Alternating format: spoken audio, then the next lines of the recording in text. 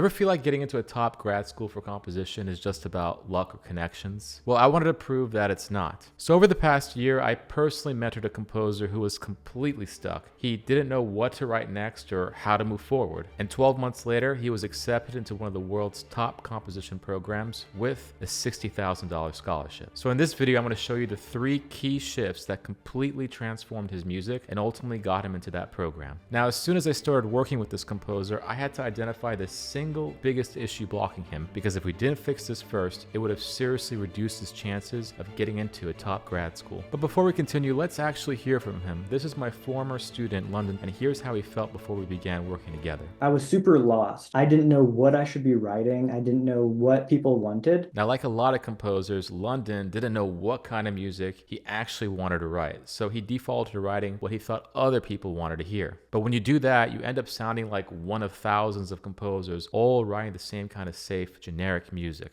Now, when I first heard this piece, I immediately noticed a few things. Now, it wasn't that the music was bad at all, but there were certain things that just popped out at me that would make this particular piece not really a great fit for grad school applications.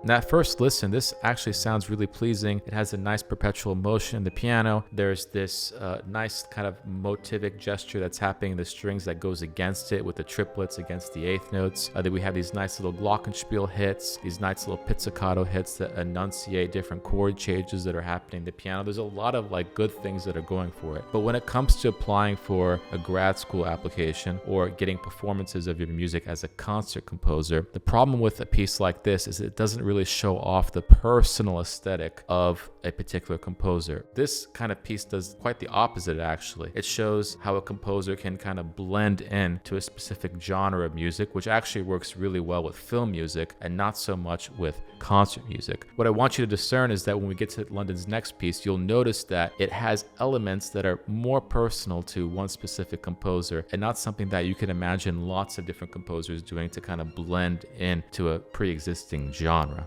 But besides the aesthetic considerations, there are also problems with the technique that he employed within the context of this more classical / romantic style of aesthetic that he's employing in this piece. For example, he has lots of chords in this piece that are just your basic triadic chords where you have a 1st degree, 3rd degree, 5th degree of a chord. And many times within this piece, he's doubling a pitch in this triad, which shouldn't be doubled at all in this context, which is the 3rd of the chord. So if I have a chord that sounds C, E, G, that 3rd of the chord, the E, shouldn't really be doubled and tripled this often within the context of this aesthetic. We should really have it happening once, maximum maybe 2 times if it's happening in a percussive instrument, for example. Many times in the scoring, for example, in bar 15, we have a C major chord, C, E, and G, and you have the piano playing E's, you have the glockenspiel playing E's, you have the viola playing an E, you have the 2nd violin and the 1st violin playing in an E in octave. So there's this huge abundance of the pitch E, when really we should be hearing the pitch C the most often in this chord configuration, and this happens all throughout the score. So if I were looking at this piece as someone on an admissions panel and I didn't really care about the aesthetic at all, which by the way they do, that would be one thing that would be just glaring out at me, that this particular candidate doesn't have a grasp of the technique that he's actually writing in terms of the aesthetic. So you can have your own kind of preconception of what aesthetic you want to write in, but if you choose to write in a more tonal aesthetic like this, you do have to follow the 4-part harmony rules that are a part of that aesthetic. And that's kind of the danger also of writing in this kind of style, because there's just so many different rules you have to follow. Whereas if you get more and more in the modern era of scoring, the modern era of concert composition, you'll notice that a lot of rules get broken much more often. So it's just a careful consideration that we have to be making when we're writing in this more tonal aesthetic. But like I said before, when we're applying to a grad school type of program and trying to make our names known in the concert music community, what we really value and what I've seen valued the most is a really clear aesthetic style a really clear personal voice, a brand, if you want to call it that, because that's really what's going to attract an audience, a specific kind of audience to you rather than anybody else. Now, even though London's piece for the most part is quite well crafted, there are some issues that come up with it in terms of figuring out how would an admissions panel be able to identify if this person, this composer, has the potential to have a clear artistic voice that would attract performers, that would attract audiences, and that would propel him in a career in concert music. And in order for us to get closer to London's aesthetic identity, we had to come up with a roadmap that he could follow as he was writing his grad school portfolio. And once we clarified that, using the music that genuinely excited him, everything started to shift after that. He knew what he stood for musically and what kind of pieces would help him grow in that direction. The first piece he wrote under this new plan was for clarinet and accordion, instruments that felt completely natural to him since he's also a professional accordionist. The music instantly sounded more personal, colorful, playful, and full of that bal musette energy that reflected his real musical background.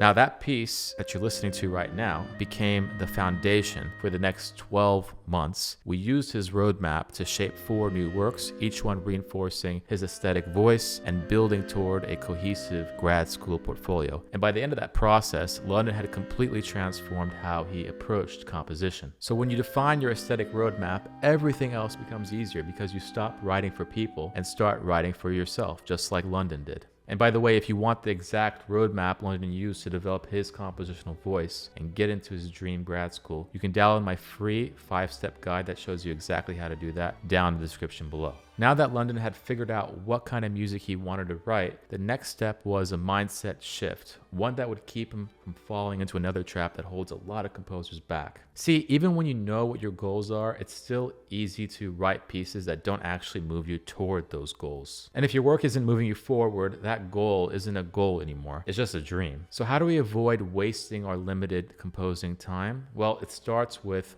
mindset. Before our mentorship, London approached composing pretty passively. He'd come up with an abstract idea, write the piece, and then hope that someone might play it one day. And even when he did find performers, he often felt disconnected. The performances didn't reflect what he imagined, and he didn't know how to collaborate effectively to get better results. That's when I told him something that completely changed his approach. Stop writing for performers, start writing with them. In other words, stop composing in isolation and then searching for people to bring the music to life. Start with the performer first, their sound, their instrument, their personality, and build the piece around that. Once London flipped that switch, everything changed. He already knew plenty of musicians. All he had to do was reach out and say something as simple as, "Hey, if I write something for you, would you be interested in playing it?" That single question led to 9 musicians in his immediate circle get excited to collaborate and commit to guaranteed performances. But it didn't stop there. These weren't just one-off performers. They became partners in the process. They told him exactly what they loved playing, what felt awkward, and what techniques showed off their strengths. London used all that feedback to write music that fit each player like a glove, and because of that, every performance sounded confident, expressive, and alive. And all 4 pieces he wrote in this way ended up in his grad school portfolio, the same portfolio that got him into his dream program, the Peabody Institute. Now, London's entire journey so far has actually depended on one final idea. And if this piece hadn't been in place, everything else would have fallen apart, because this was the part that allowed him to position himself as a top candidate at one of these elite conservatories. See, the underlying issue holding most composers back usually comes down to 2 things. Number 1, a lack of guidance, and number 2, a lack of accountability.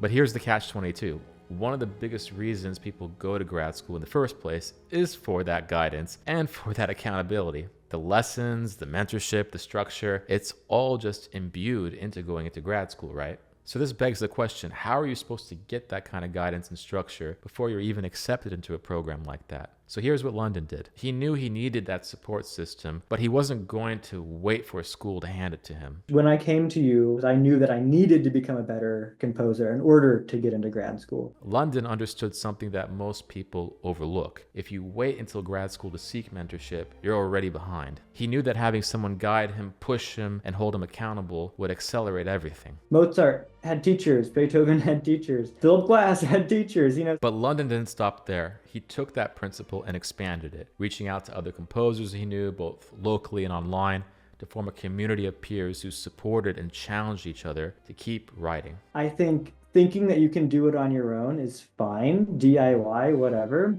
but having someone, and not only someone, but a whole community, is going to help you grow faster, quicker, and better. That right there is the real secret. You can have clarity of voice, and you can have the right mindset, but without a network of people holding you accountable and cheering you on, progress often slows to a crawl. And that's exactly what helped London not only get into his dream school, but continue growing beyond it. But here's what most people will miss about London's transformation. They think success like his requires luck, connections, or perfect circumstances. But at every step, London proved the exact opposite. He took ownership of his goals, figured out what was missing, and built the systems to get there. So if you're serious about composing and you have a big goal for your music career, you already have what you need. You just need the right mindset and the support to make it all happen. And if you're struggling to get your music performed, check out the next video where I break down the biggest mistakes holding composers back from live performances. I'll see you right over there. I'll be sitting in the same spot. I'll just be wearing a different shirt. See you then.